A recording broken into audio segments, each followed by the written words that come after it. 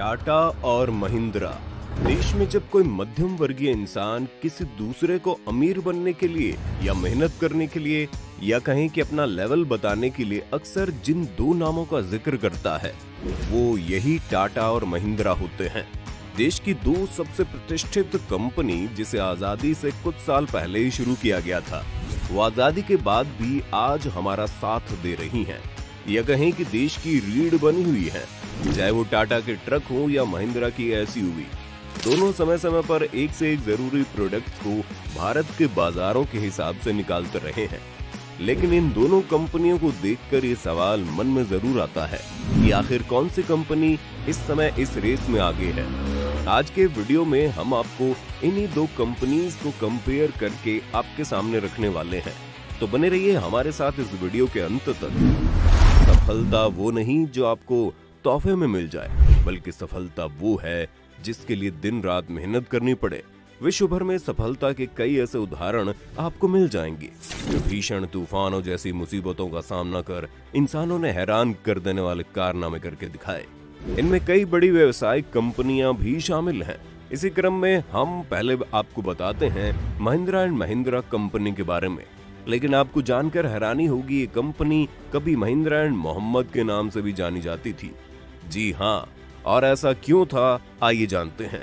जगदीश चंद्र महिंद्रा का जन्म 1892 को हुआ था और इसके 2 साल बाद उनके भाई कैलाश चंद्र महिंद्रा का जन्म हुआ था, जिन्हें जेसी और केसी कहा जाता था।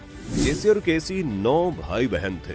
बहुत कम उम्र में ही उनके सिर से पिता का साया उठ गया। जगदीश चंद्र महिंद्रा को पूरे परिवार की जिम्मेदारी उठानी पड़ी। जेसी महिंद्रा कम उम्र में ही समझ गए थे कि अगर ऊपर उठना है तो बुलंद हौसलों के साथ शिक्षा भी जरूरी है। इसलिए उन्होंने अपने भाई बहनों को उच्च शिक्षा दी और भाई केसी को पढ़ने के लिए कैम्ब्रिज भेज दिया। बड़ी लगन से अमेरिका में पढ़ाई करने के बाद केसी महिंद्रा कुछ समय के लिए अमेरिका में ही नौकरी भी करने लगे। उसके बाद वो साल 1945 में भारत लौट आए क्योंकि उनका वहां मन नहीं लगा। 1945 में केसी जब भारत लौटे तो उन्हें कई सरकारी पदों के साथ साथ कई प्राइवेट संस्थाओं से बड़ा पद ऑफर हुआ। लेकिन उन्होंने अपने बड़े भाई जेसी महिंद्रा और अपने दोस्त मलिक गुलाम मोहम्मद के साथ मिलकर अपना नया बिजनेस शुरू करने का मन बना लिया था। इसी मन के साथ ये तीनों एक साथ मिलकर एक कंपनी की शुरुआत करते हैं जिसका नाम था M&M, यानी महिंद्रा एंड मोहम्मद। जी हाँ, शुरुआत में कंपनी को इसी नाम से जाना जाता था। इसके बाद ही देश आजाद हुआ और पार्टीशन में मोहम्मद साहब पाकिस्तान चले गए, जिस कारण कंपनी का नाम तो M&M ही रहा, लेकिन अब वो महिंद्रा एंड महिंद्रा हो गई थी। इसके बाद उन्होंने विदेश में चलने वाले एक जीप को देखा जो उन्हें बहुत पसंद आई, इसलिए वो भारत में भी उसी तरह की जीप बनाने में लग गए। इसके बाद तो महिंद्रा ने पीछे मुड़कर नहीं देखा। महिंद्रा एक्सयूवी, महिंद्रा स्कॉर्पियो से लेकर और भी बहुत सी महिंद्रा की ऐसी गाड़ियां उन्होंने दी जो भारतीय लोगों की तरक्की की निशानी बन गई। आज महिंद्रा की बागडोर जेसी महिंद्रा के पोते आनंद जी महिंद्रा के हाथों में है।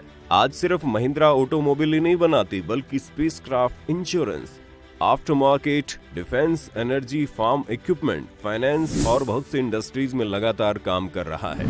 आज अगर महिंद्रा ग्रुप के अंदर टोटल नंबर ऑफ कंपनीज की बात करें तो 150 है, जिनमें करीब 2.5 लाख लोग नौकरी करते हैं। 2021 की बात करें तो इस कंपनी ने पिछले साल 45,000 करोड़ रुपए की एनुअल सेल की थी, जो कि अपने आप में एक बड़ा अमाउंट है। और आज महिंद्रा कंपनी नेटवर्थ की बात करें तो वो 190 करोड़ $, है, यानी करीब 13.5 हजार करोड़ रुपए। लेकिन दोस्तों, जैसा कि हमने आपको पहले ही बताया था कि महिंद्रा के साथ ही एक और कंपनी ने भारत में जन्म लिया था। उसका नाम आज कौन नहीं जानता। जी हाँ, हम बात कर रहे हैं टाटा मोटर्स की, जो कि टाटा ग्रुप की एक बहुत बड़ी कंपनी है, जिसकी शुरुआत उसी साल हुई जिस साल महिंद्रा की शुरुआत हुई थी। लेकिन टाटा उस समय महिंद्रा की तरह छोटे ऑटोमोबाइल की जगह बड़े बड़े लोकोमोटिव इंजन बनाने वाली कंपनी थी। लेकिन महिंद्रा को देखकर या कहें कि आजादी के बाद देश में बढ़ती ऑटोमोबाइल, कार और गाड़ियों की मांग को देखते हुए टाटा भी बहुत दिनों से इससे दूर नहीं रहा और लगातार काम करते हुए उन्होंने 1954 में टाटा की पहली कमर्शियल कार का निर्माण किया। इसके बाद कंपनी इसी दिशा में काम करने में लग गई। 1988 में उन्होंने अपनी पहली पैसेंजर गाड़ी टाटा मोबाइल निकाली, जो काफी हिट साबित हुई। और उसके बाद उन्होंने 1991 में टाटा सियारा लॉन्च की। लेकिन अभी भी टाटा जीप की तरह ये लोगों के पास तक नहीं पहुंच पाई थी।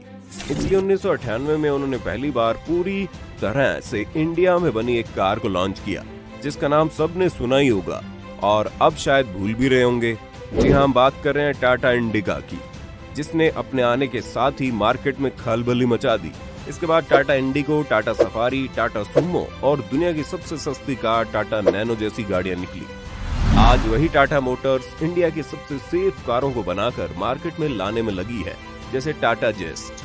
इसके अलावा टाटा ने 2008 में विश्व मंदी के कारण लगभग बंद होने वाली जगुआर और लैंड रोवर जैसी विदेशी कंपनीज को भी खरीदकर उन्हें टाटा मोटर्स का हिस्सा बनाया। आज अगर टाटा मोटर्स की बात करें तो भारत में लगभग हर भारतीय का विश्वास जीतने में सफल रही है। टाटा कंपनी ने 2021 में 61,378 करोड़ रुपए की सालाना बिक्री करके अपने ही पिछले साल के रिकॉर्ड में 14.4% की बढ़ोतरी की है, जो कि महिंद्रा ग्रुप के टोटल सेल से करीब 15,000 करोड़ ज्यादा है। इसके साथ ही टाटा मोटर्स ने करीब 241,000 कमर्शियल गाड़ियों को 2021 में पूरे भारत में बेचा। ये तो हो गई इनकी शुरुआत की कहानी। आइए अब इसके बेसिस पर दोनों कंपनियों के बारे में कुछ और कंपैरिजन देखते हैं। अगर टाटा मोटर्स के मालिक की बात करें तो टाटा मोटर्स को टाटा ग्रुप की तरफ से चलाया जाता है, यानी कि वही इस कंपनी की पेरेंट कंपनी है, जिसकी नेटवर्थ लगभग 110 अरब $, है, जो कि महिंद्रा ग्रुप से कहीं ज्यादा है। इस तरह से आप समझने की कोशिश करें कि चाहे वो नेट सेल अमाउंट हो या नेट व्हीकल की बिक्री हो, टाटा ने इस मामले में बाजी मार ली है।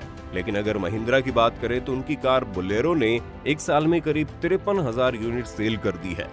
अब अगर बिजनेस से अलग हटकर परफॉर्मेंस की बात करें तो महिंद्रा की एसयूवी कारें जैसे बोलेरो, स्कॉर्पियो, एक्सयूवी, टीयूवी, ये सब आज के समय में टाटा की एसयूवी को पीछे छोड़ती हुई नजर आती हैं। महिंद्रा की बोलेरो आज ग्रामीण भारत में बहुत बेहतर ढंग से परफॉर्म कर रही है, लेकिन टाटा की कार अगर देखें तो वो बहुत ज्यादा शहरी लोगों के लिए रह गई है। टाटा की लगभग एसयूवी अब मार्केट में उतना अच्छा परफॉर्म नहीं कर पा रही है जो आज से एक दशक पहले करती थी। इसके अलावा और भी बहुत सी बातें हैं जिनमें दोनों कंपनियां एक दूसरे से बेहतर नजर आती हैं, लेकिन बतौर भारत की तरक्की की नजर से देखें तो आजादी के बाद इन दो कंपनियों ने देश को एक रफ्तार जरूर दी है।